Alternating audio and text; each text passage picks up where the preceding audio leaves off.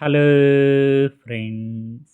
మనం UPSC civil service examination prelims 2026లో sustainable development సంబంధించి ఒక క్వెషన్ అబ్జర్వ్ చేద్దాం. క్వెషన్ ఏంటంటే మనకి 3 స్టేట్మెంట్స్ ఇచ్చారు.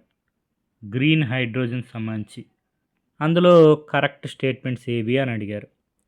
ఫస్ట్ స్టేట్మెంట్ అబ్జర్వ్ చేస్తే it is decarbonised hydrogen obtained from natural gas reforming combined with carbon capture and storage CCS.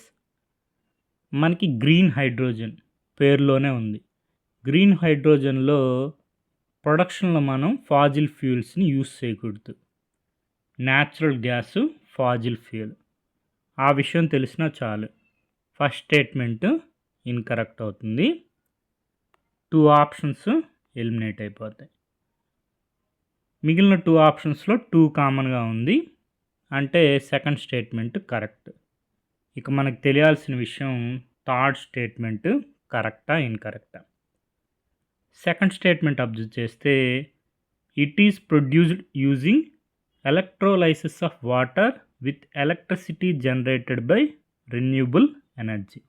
దాన్నే మనం గ్రీన్ హైడ్రోజన్ అంటాం. థర్డ్ స్టేట్మెంట్ అబ్జర్వ్ చేస్తే national green hydrogen mission of India aims for abatement of nearly 50 MMT million metric tons of annual green house gas emissions by 2030.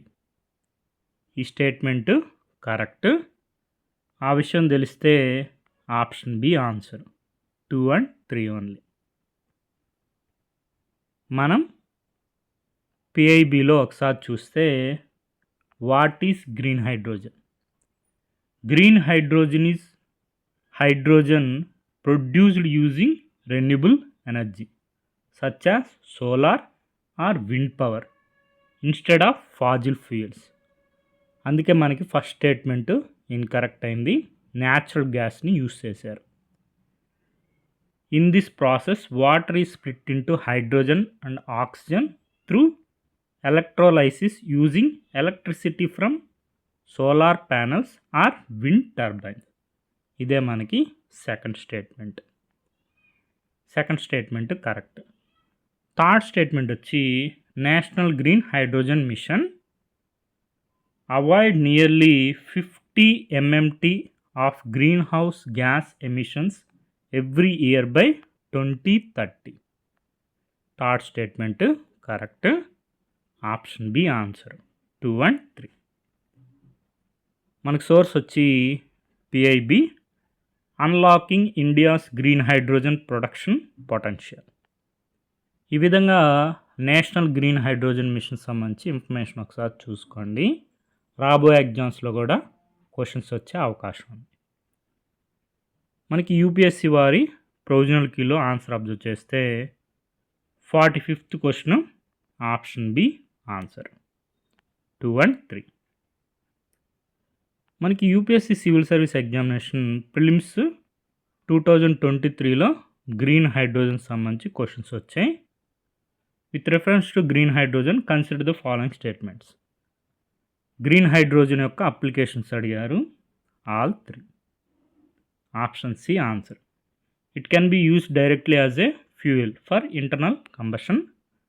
It can be blended with natural gas and used as fuel for heat or power generation. It can be used in the hydrogen fuel cell to run vehicles. మనకి hydrogen fuel cells ఇప్పుడు న్యూస్లో ఉన్నాయి. Next question వచ్చి consider the following heavy industries. Fertiliser plants, oil refineries, steel plants. Green hydrogen is expected to play significant role in decarbonizing how many of the above industries? All 3. Option C answer. మనకి ఈ 2 questions కూడా 2023లో రావడం జరిగింది. అదేవిధంగా recent ఎగ్జామ్స్లో మనకి national green hydrogen mission సంబంధించి questions రావడం జరిగింది. 2 స్టేట్మెంట్స్ ఇచ్చారు. కరెక్ట్ స్టేట్మెంట్స్ అడిగారు. Green Hydrogen Mission.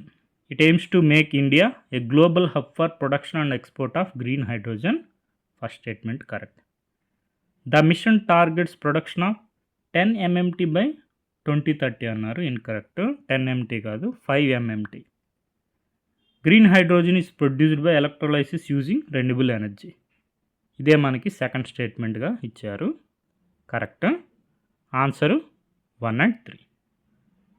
Machine targets ఒకసారి నెంబర్స్ జాగ్రత్తగా పరిశీలించండి. 5 MMT of green hydrogen produced annually by 2030. 50 MMT of green house gas emissions avoided annually.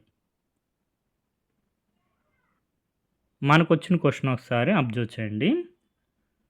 Which of the following statements with regard to green hydrogen is are correct? It is decarbonized hydrogen obtained from natural gas, reforming combined with carbon capture and storage CCS. దీన్ని మనం blue hydrogen అంటాం, green hydrogen కాదు. కాబట్టి first statement incorrect.